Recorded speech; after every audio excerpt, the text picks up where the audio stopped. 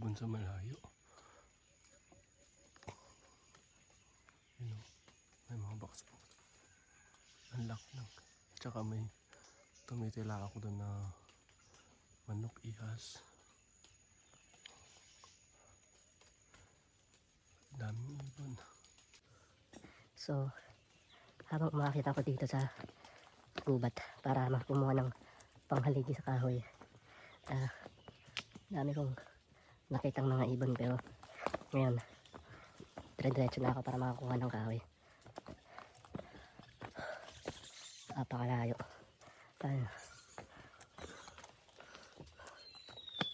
Daming ibon, oh.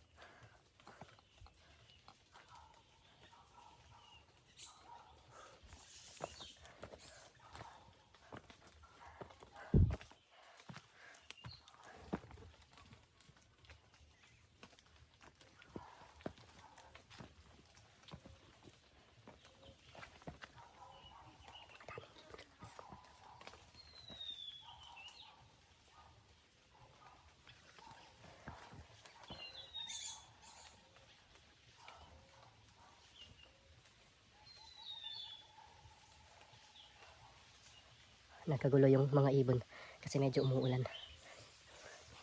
Hahanap tayo ng kuweba dito para magpagsilungan. Lakas na ng ulan, no? So ngayon, since daming ibon, no? Ang haba ng ano.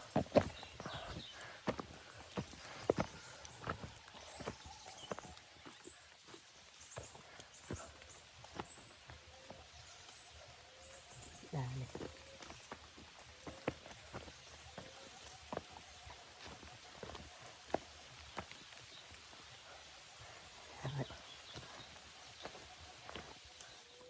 So, kung naririnig niyo yung boses ng ibon na to, isa ito sa mga pinakamagandang ibon na makikita natin dito sa Pilipinas lang.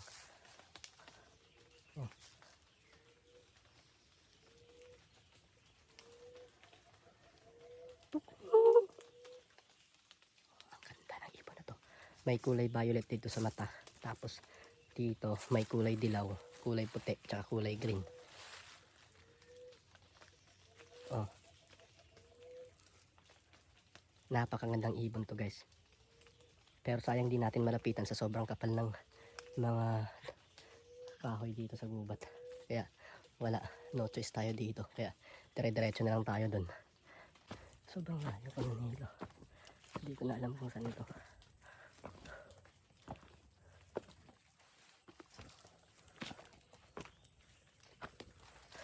Naku, layo. Tsaka may mga tumitilaok na mga manok ihas o wild rooster sa baba.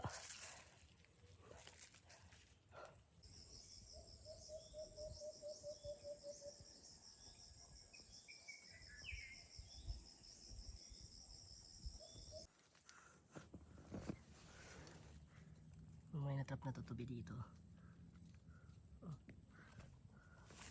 What happened to you, buddy? Are you dying? Parang mamamatay na ata to, guys, oh. Kasi butas na yung sobrang butas na yung tutubi. Mamamatay na to. Hayaan na lang natin yan.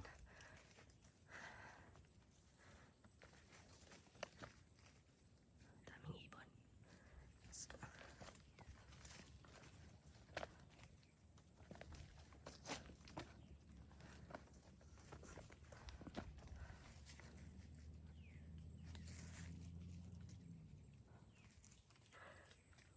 Sobrang tahimik na dito. Kaya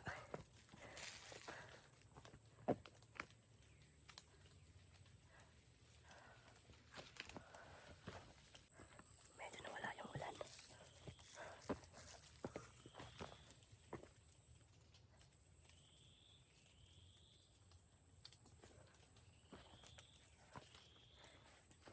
Siyempre, ano tayo dito? Eyes to the bull. Baka, siyempre, nasa gubat baka may mga cobra o anong klaseng nilalang na hindi pa natin na-encounter sa buong buhay natin. Kaya tahimik lang talaga. Tapos magiging mapagmatsyag.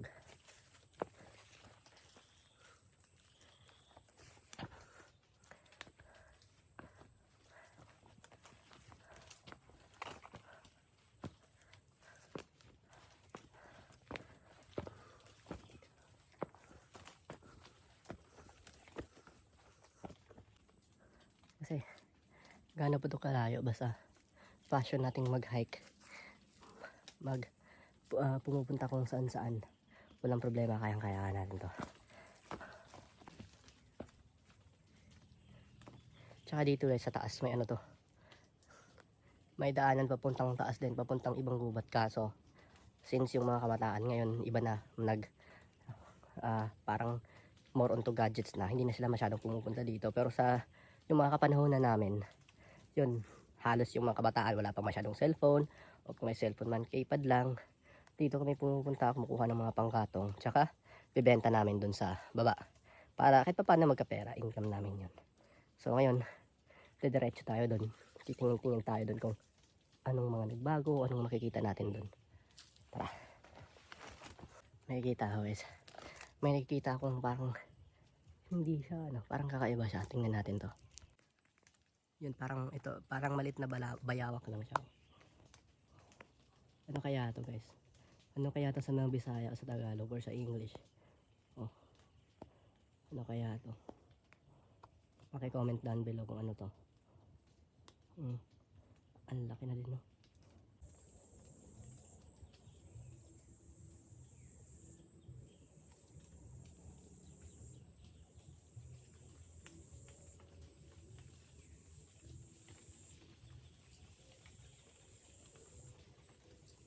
Daming ibon sa taas.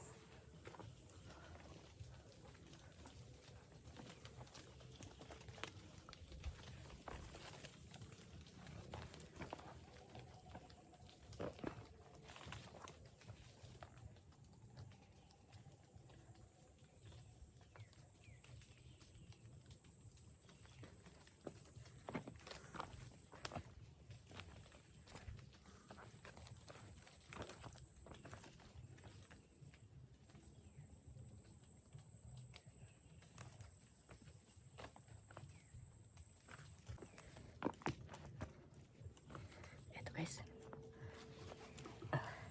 may nakita ko ng balahibo na ano, parang sa baboy ramo na balahibo.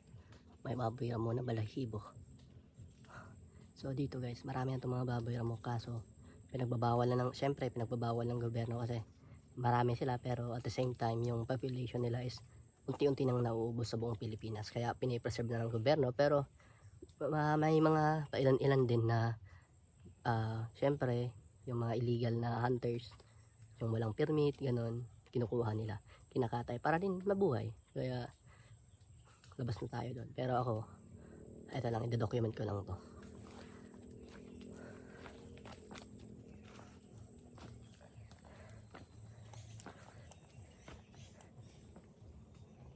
Sana makahanap tayo ng mga nest ng ibon dito para kahit pa paano mahagip natin dito sa camera para mapapakita ko sa inyo.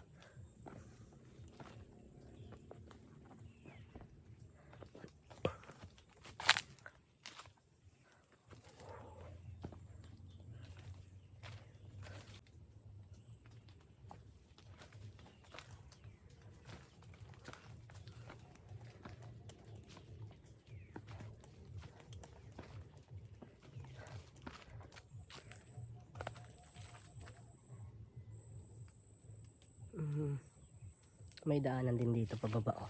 Di ko alam kung saan to, baka tayo maligaw, kaya stick na lang tayo dito kasi may ano, tamang daanan dito. Pag wala na, disigurado balik na lang tayo.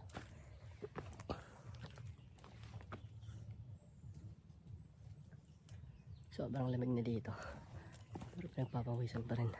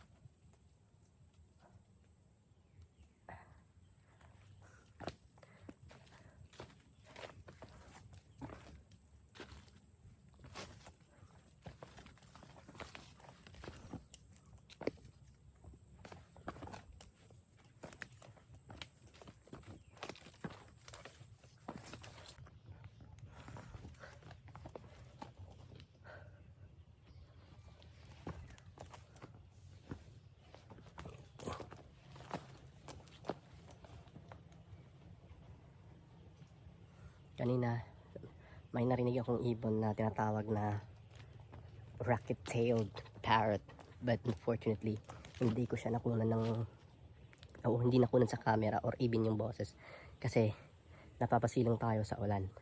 Tsaka hirap din nun kunin kasi nasa ano sila, nasa pinakataas na kahoy kasi yun nga, mga parrot mahilig sa matataas na kahoy. Tsaka sobrang bilis din nilang lumipad kaya tinatawag silang rocket-tailed parrot.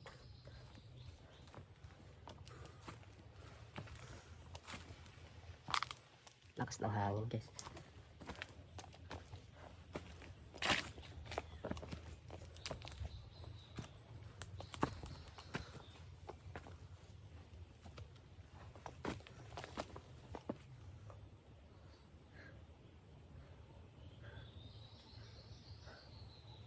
Yun, ibon din yun. Mahaba yung sungo.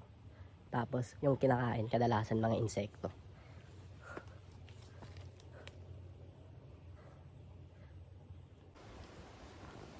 Tsaka may maririnig din tayong ditong mga mga huni ng ibon na yun ay tinatawag nating balud or bawd sa Bisaya. Ano din to, may kulay green. Pag babae, kulay green lahat. Tsaka pag mga lalaki, yun. Yun, lumilipad yung balud. Yung hindi kasi makagilap sa camera eh. Pag ganun, yung balud, pag pag lalaki, may kulay green, tsaka dito sa may kulay puti. Kaya di ko na sa camera. Kasi nga daming di na natin mahagip. Sayang, ganda pa naman nun, lalaki kasi may kulay puti pag lumipad. Sayang, dun lang sa taas, dun may banda sa kaso yun nga, naka iPhone 11 lang tayo, di natin mahagilap sa camera sa sobrang layo. Sayang. Tsaka pagdating ng mga March, yun, breeding season nila yun, kaya pwede tayo may malaking chance na makakita tayo ng mga balud dito na nangingitlog or tsaka yung mga nangingitlog na balud, tsaka yung mga punay. Meron din dito, sobrang dami kapag breeding season nila. Pero ngayon, since wala pang breeding season, wala. Nandun lang, kumakain lang sa may mga kahoy na namumunga. Kaya kailangan natin protektahan tong kalikasan. So, yan o, nakikita niyo yan? Yan. Ano yan? Bahay ng anay na napakalaki. Yan. Tsaka may mga ibon dyan na nangingitlog. Kasi nga, yun, binubutasan nila yan. Kasi matibay din yan pag nabubutasan. Pwede nilang gawing bahay ng mga ibon. So yung mga yon, yung bahay ng anay, pwedeng yan. Pwedeng bahayan ng mga ibon na tinatawag nating tikarol or yung kulay blue. Tsaka mahaba yung sungo ng ibon. Yun. Sila yung kadalasang namamahay dyan para kumakain din sila ng anay, tsaka safe din sila dyan. Tsaka din, yun, dalawa yun, no? Yung minsan, yung tinatawag naming kusi or kulasisi, yan. Pumupunta din sila dyan.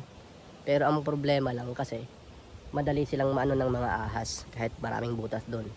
Kinakain din sila ng mga ahas, pero maganda na rin. So ngayon parang di ko na alam kung nasan na ako ngayon. Baka dito muna ako magpapalipas ng gabi.